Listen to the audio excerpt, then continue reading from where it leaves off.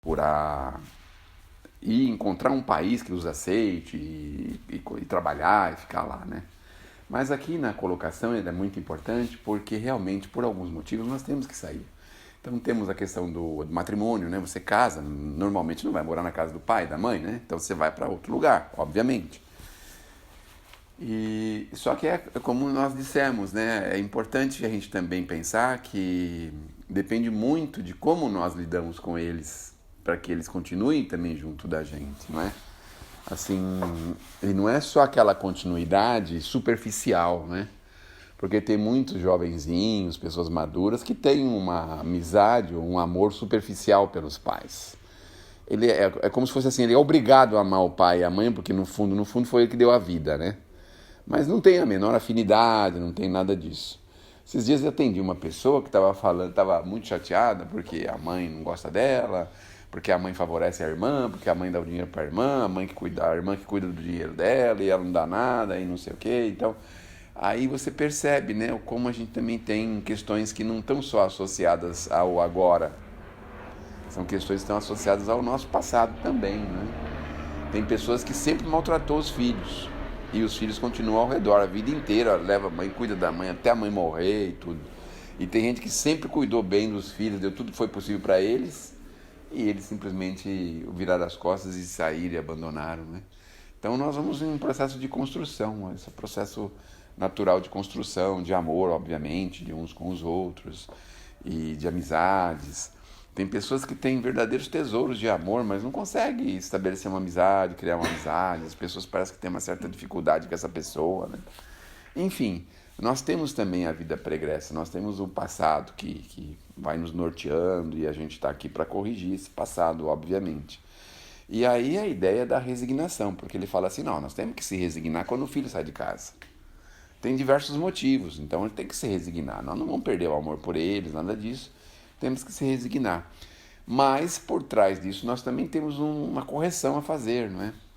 Tem filhos que fazem uma questão tremenda de sair do país, por exemplo, né? Fico pensando, meu Deus do céu, o filho vai para outro país, como é que o pai e a mãe vai lá, tem que gastar uma fortuna para ir visitar ele, ou ele tem que pagar para o pai e a mãe ir até lá. Essas coisas, né? Que a gente vai aprendendo com o evangelho que os nossos filhos não são nossos, devagarzinho a gente também tem que se desprender, tem que entender que eles são do mundo, que são filhos de Deus também, não é?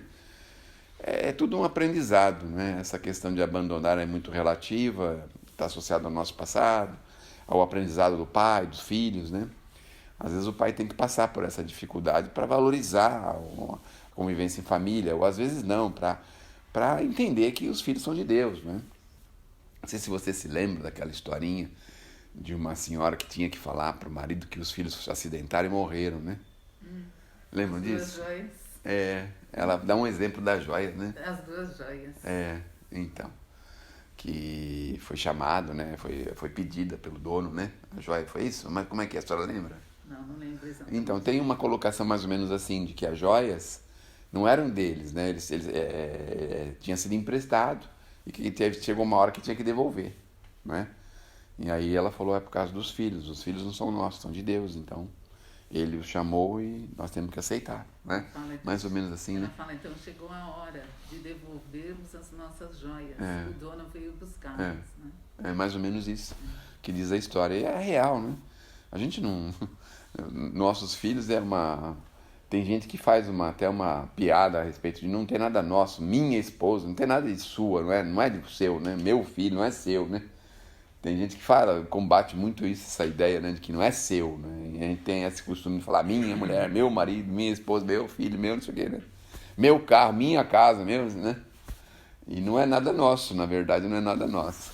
Agora, o cerne do problema mesmo é que a gente quase não pensa na vida espiritual, porque tem uma frase aí nesse texto, quando eu li há 30 anos atrás, eu era meio fanático, e ele falou assim, sabe o que ele fala lá, acho que vocês vão lembrar, que a vida espiritual é muito mais importante do que a vida material. E eu pus esse negócio na cabeça de um jeito, né? Então eu queria só fazer os trabalhos espirituais, os caras falavam, você precisa ganhar algum dinheiro, alguma coisa, pô. Você se formou pra quê? Então eu comecei depois com o tempo a gente vai mais ou menos se acertando, se equilibrando, né? Mas no fundo é real, porque algumas pessoas deixam de fazer as coisas mais importantes para fazer as coisas menos importantes. Hoje acontece muito isso, né? Olha, nós vamos fazer um trabalho, uma coisa assim, ah, não, que eu tenho que trabalhar tal dia, não posso, eu vou viajar não sei para onde por causa da empresa, não sei o que da empresa. E as coisas mais importantes, que é o nosso futuro espiritual, as pessoas relegam, né? Deixam de lado. A mesma coisa de você receber uma visita, um parente muito querido que você não vê há muitos anos ou que mora muito longe, e bem naquele dia você fala, vou ficar um minutinho só com você porque eu tenho um compromisso, eu tenho que ir não sei aonde, fazer não sei o quê. Quer dizer, é o senso de proporção, né? A gente esquece desse senso de proporção. Então, não é uma crítica propriamente dito, mas é assim, nós precisamos equilibrar isso. Então, sei lá, você dedica 14 horas para o trabalho, não precisa dedicar 14 para a vida espiritual também, porque também não daria 28, né? Aí não dá tempo, num dia só não dá, né? Mas dedica uma horinha por semana, uma horinha por dia, ou meia horinha por dia, por semana, alguma coisa para compensar, não é?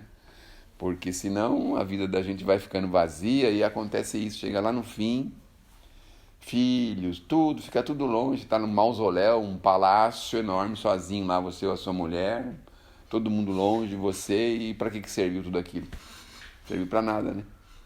Então, se você está enfronhado com a vida espiritual, seus familiares vão chamar até você de louco. Você fala assim, não vou morar nessa casa aqui sozinho, não. Aí começa a trazer gente para morar em casa, criança abandonada, aí começa, não é? A gente tem aquela outra visão, né, da vida que é bem diferente. Então, aí já é diferente, a situação já é diferente. Mas nós nos tocamos isso antes. Ninguém está impedido de fazer fortuna, de ganhar o seu dinheiro, de ter o seu trabalho. Mas a gente tem que dar um pouquinho para o César, mas também um pouquinho para Deus, não podemos esquecer disso.